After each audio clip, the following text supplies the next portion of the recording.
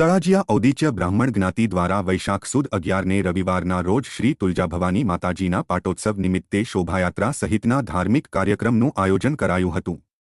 મુંબઈ, સિકંદરાબાદ, સુરત, અમદાવાદ, ભાવનગર, વડોદરા, મહુવા, ગીર સોમનાથ, ભરૂચ, વાપી, વલસાડ વગેરે સ્થળેથી બહોળી સંખ્યામાં જ્ઞાતિજનો આ શોભાયાત્રા અને પાટોત્સવમાં જોડાયા હતા.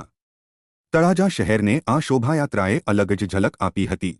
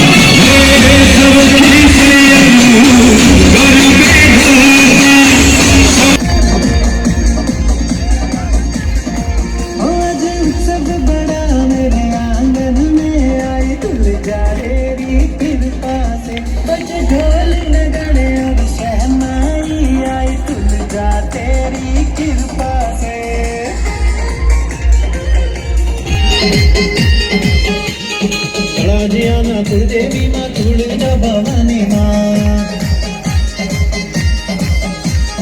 जय जय जगदंबा